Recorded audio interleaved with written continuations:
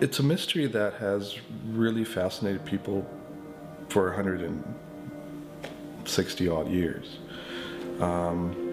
It's one of those great mysteries that you know is solvable, but at the same time was very difficult. And there have been many attempts over the years. For many years, it's been my interest to collect oral history, and my involvement started when Parks Canada approached me. At the time, the guy's name was Robert Gagné, and he approached me with my theory on whereabouts the ships may be.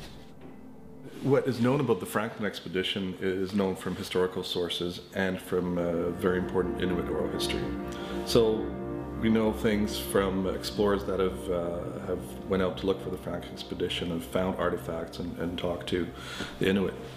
But at the same time, the ice conditions give us an idea of what could have happened to the ships, why they got into trouble, why they had to abandon, where they would have drifted. All these different aspects really require our good knowledge of the ice conditions in the area where the ships became beset and were abandoned. So by combining ice information with the historical information, it's possible to get a reasonably clear picture of what happened to the expedition. The role of the Inuit testimony was crucial. To start with, the reason we are looking in two areas is because the Inuit, in their accounts to European explorers, mention that the ships were in two areas. So if it wouldn't be for that, we would only be looking in Victoria Strait. That guided from the beginning of our efforts, and with a lot of our predecessors, guided where to put the resources and the efforts to search.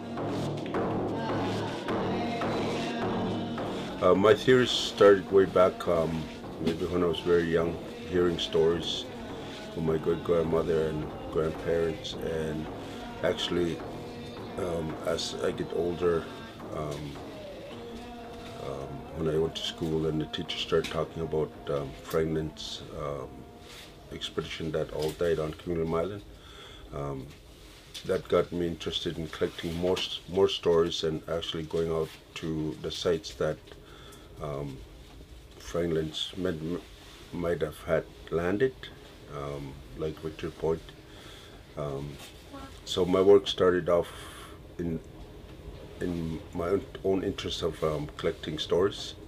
Some other clues may be, for example, the fact that the Inuit say that the ship went down when they came back to see it. The masts were sticking out of the water, so that could be a clue of depth. What's going to be really interesting is the clues, now that we know where one of the ships is.